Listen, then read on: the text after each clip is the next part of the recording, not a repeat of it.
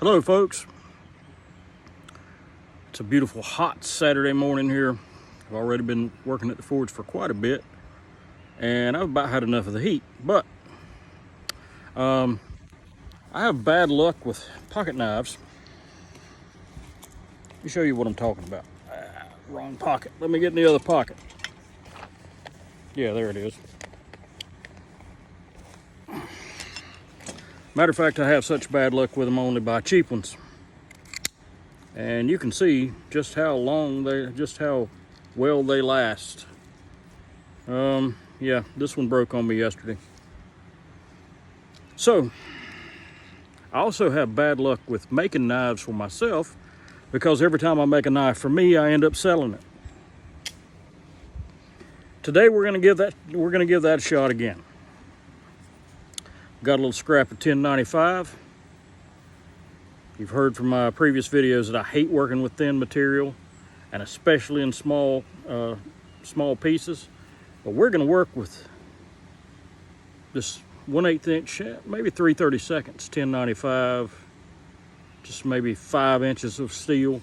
We're gonna see if I can stretch it out into a knife that I can put in a pocket sheath and carry it in my pocket. And hopefully, maybe I won't sell this one. Anyway, let's go up to the forge and get this hot and smack it a few times. Oh, and by the way, be sure and hit that like button. Be sure and subscribe for future content. Leave us a comment in the comments section. All that's very much appreciated. Now let's go get to work.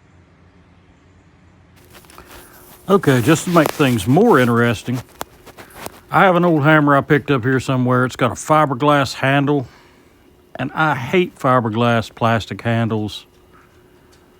This thing's going to be a pain to forge with, but we're going to do it just to make things more challenging. So we're going to start out, as usual, forging in the tip. Bringing it down to a point. And then working the taper back. On this one, I'm going to work it back just about the full length of what I want the blade to be. It's going to be a pretty narrow blade.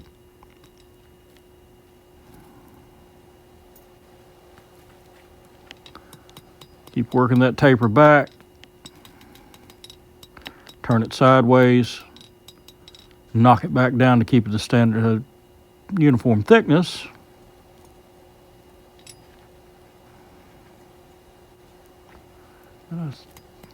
Hit it one more time. That's a little piece of metal there is roughly the length of what I want the handle to be.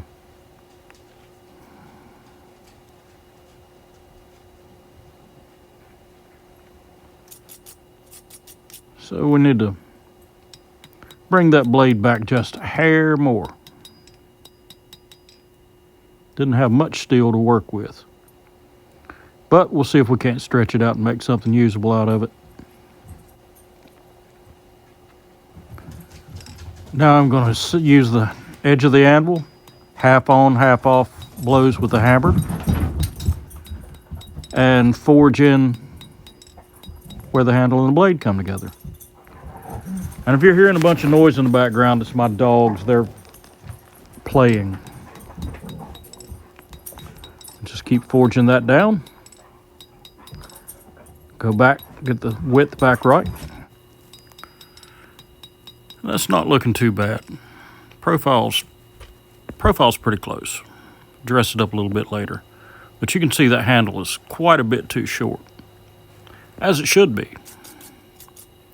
So I'm going to knock the scale off, and I'm going to use the peen of the cross peen hammer, and you can see how I'm hammering in the little divots. And what that will actually do, go ahead and do the other side, is stretch that steel out lengthways as it thins it down. Now that we've got the peen marks in, we'll warm it back up and hammer the peen marks out, and that stretches the steel lengthways.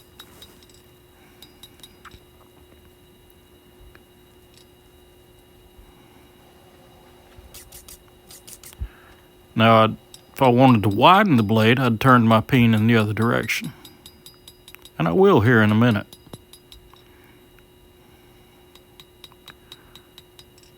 And I'm getting a nice uniform taper on the handle. The thickest part of the blade is going to be right there where the handle joins the blade. Then it's going to taper back toward the end of the handle and out toward the tip of the knife. Just even everything up.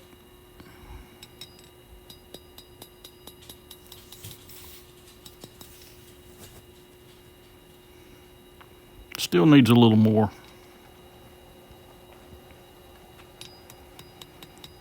I think we're going to gain a little more right here as I refine the profile a little bit. That's going to stretch the steel lengthwise just a little more, and that should be just about right for our handle length.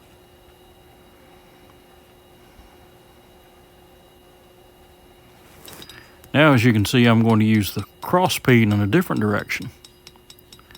And I'm dragging steel down from the spine of the blade down toward the edge to set my heel, the heel of the edge.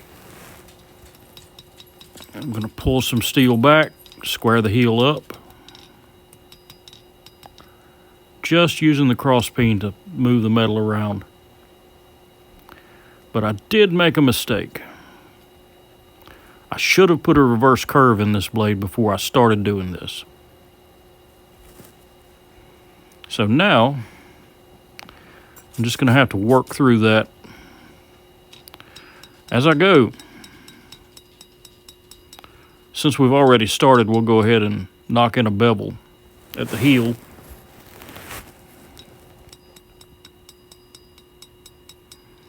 And take out our peen marks.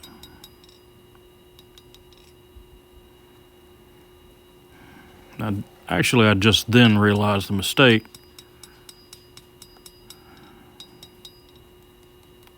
I don't like hitting the edge of the blade, but sometimes you got to.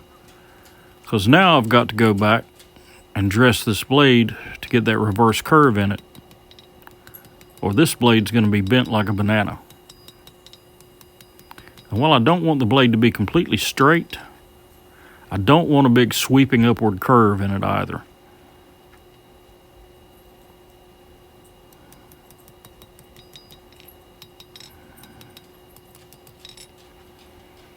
There we go, one more time. Get a little more curve in it.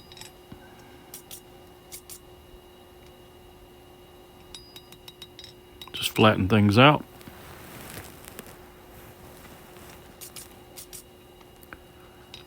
Now we've got some curve in it, we can go ahead and hammer in our bevels. Working from both sides to keep the edge in the center.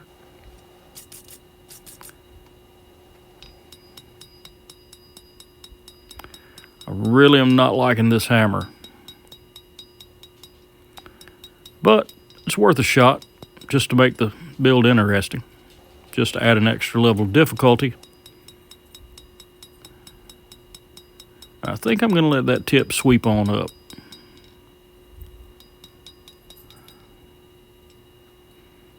Sort of like that profile.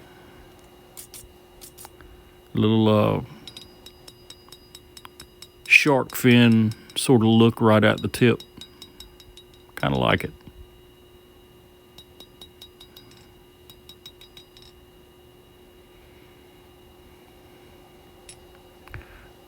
Still not happy with it though. We need to just even that edge up a little bit.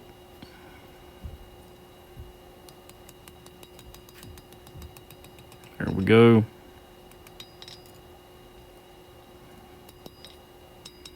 Straighten up the edge. Gonna have to warm it up and dress those bevels again. Make sure our taper's right. Make sure everything's good and straight. And yeah, I believe that'll do. Okay, we got the blade done. Here we go. It's not bad. Got the handle length just right. Blade length is almost a match, which makes a knife look more proportional.